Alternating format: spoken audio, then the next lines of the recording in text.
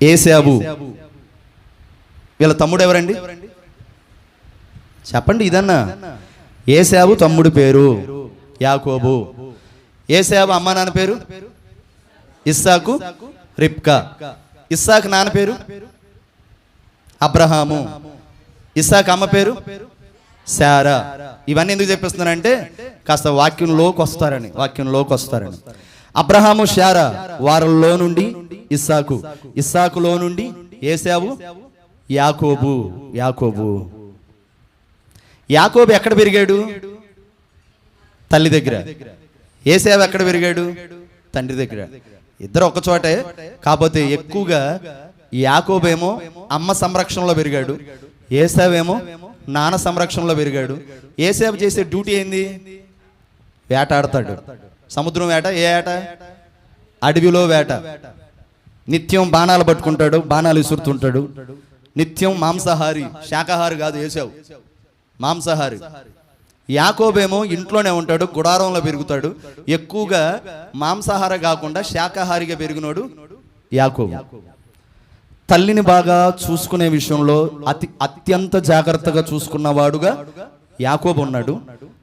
కానీ ఏశావు అలా కాదు, బహుమూర్ఖుడు.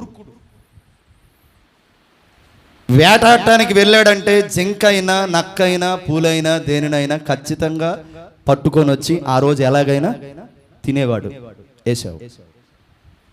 అయితే ఏశావు ఒకరోజు బాగా ఆకలేసింది, వేటకెళ్తే ఏమీ పడలేదు, మంచి ఆకలితో వచ్చాడు. అలా ఆకలితో వచ్చినటువంటి ఏశావు యాకోబు దగ్గరికి వస్తే యాకోబు ఏం వండుతున్నాడు? భలే చెప్పారా. నిన్న ఒక తమ్ముడి ఇంట్లో చిక్కుడుకాయల కూర. రండయ్య గారు మీకు ఆతిథ్యం ఇవ్వాలనుకుంటున్నామని అంటే వెళ్ళాం. ఏం కూర తమ్ముడు అన్నా? చిక్కుడుకాయల కూర అయ్యగారు అన్నాడు. చిక్కుడుకాయల కూర. నెక్స్ట్ ఇంకేం కూర ఉంది అన్నాడు. బెండకాయల కూర అయ్యగారు అన్నాడు. అబ్బా, ఈ బెండకాయల కూరే చికెన్ కూర అనుకుంటా, ఈ చిక్కుడుకాయల కూరే మటన్ కూర అనుకుంటా అని వెంటనే ఆ చిక్కుడుకాయలు ఆ బెండకాయలు కూర వేసుకొని చక్కగా తిన్నాము. ఇంతకీ వంట నువ్వే చేసావుగా తమ్ముడు అన్న. ఎలా చెప్పావు అయ్యగారు అన్నాడు. చాలా రుచిగా ఉంది నాన్న, నీ వంట నాకు అర్థమైందని చెప్పా. ఒకసారి దేవునికి స్తోత్రం చెప్పండి, హల్లెలూయా. ఈ మాట ఎందుకు చెప్పానంటే కాస్త మిమ్మల్ని మరలా వాక్యం వైపు తిప్పడానికి వెళ్ళా. చాలా బాగా రాత్రి మాకు ఆతిథ్యం ఇచ్చి మమ్మల్ని ఎంతగానో ప్రేమగా చూసుకున్నారు. దేవుడు ఆ కుటుంబాన్ని దీవించును గాక, దేవుడు ఆ కుటుంబాన్ని ఆశీర్వదించును గాక. ఈ చిక్కుడుకాయల కూర వండుతుంటే ఏశావు ఆకలితో ఉన్నాడు. యాకోబు దగ్గరకు వచ్చాడు. యాకోబుని అడుగుతున్నాడు, రేయ్ నేను ఆకలితో ఉన్నాను రా, నా ఆకలి తీర్చరా అంటున్నాడు. యాకోబు ఏమంటున్నాడు? నీ ఆకలి తీరుస్తా, నాకు ఒకటి కావాలి, ఇస్తావా? ఏం కావాలరా నీకు? నీ జ్యేష్ఠత్వం నాకు ఇచ్చే. జ్యేష్ఠత్వం అంటే అన్ని హక్కుల మీద జ్యేష్ఠత్వ హక్కు గొప్పది. ఇంటికి ఎవరైతే పెద్దోడో, ఇంటికి ఎవరైతే పెద్దమ్మాయో అన్ని హక్కులు కూడా పెద్దోళ్ళకే ఉంటాయి. నెక్స్ట్ తండ్రి తర్వాత తండ్రి వీడేరా అంటారు పెద్ద కొడుకు అయితే. నెక్స్ట్ తల్లి తర్వాత తల్లి వీళ్ళేరా అంటారు కూతురు పెద్దదైతే. మా ఇంట్లో సౌమ్య అంటది, ఏయ్ వాళ్ళ చెల్లిని వాళ్ళ తమ్ముడిని అంటది, నా మాట వినాలిరా. ఎందుకు? నేను పెద్దదాన్ని. అక్కడికి కాస్తట్టు నా మాట వినాలిరా, నేను పెద్దదాన్ని.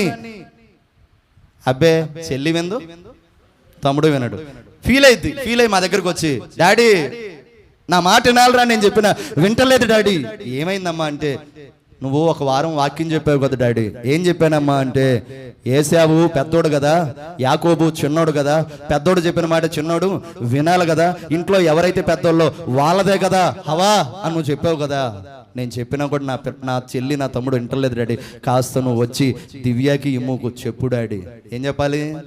రే వాళ్ళు అక్క నీకంటే పెద్దదిరా. అరే 10 సంవత్సరాల వయసు రాలేదు, అప్పుడే ఏం బీజం ఏర్పడింది? నేను పెద్దదాన్ని. కేవలం సౌమ్యనే కాదు, ఇది ప్రతి ఒక్కరిలో ఈ బీజం ఉంటది. ఇంట్లో పెద్దోడు ఎవరైతే ఉంటారో వాళ్ళకి ఒక బీజం. ఏం బీజం అంటే, నేను పెద్దోడిని, నేను చెప్పిందే చెయ్యాలి, నేనే రాజు. చెప్పండి, ఇప్పుడు నేనే మంత్రి, నాదే శాసనం, నాదే హవా. ఇది ఎక్కడ దాకా పోయిందంటే అక్క చెల్లెల్లో కూడా ఎవరైతే పెద్దోళ్ళో వాళ్ళు కూడా చెల్లెళ్ళని అంటుంటారు నేనే పెద్ద. అన్నదమ్ములలో కూడా పెద్దగా ఎవరైతే ఉంటారో నేనే పెద్ద. మా స్తుతి కీర్తన భలే నవ్వుతుంది. కుటుంబాల్లో ఇదే హవా వచ్చేది.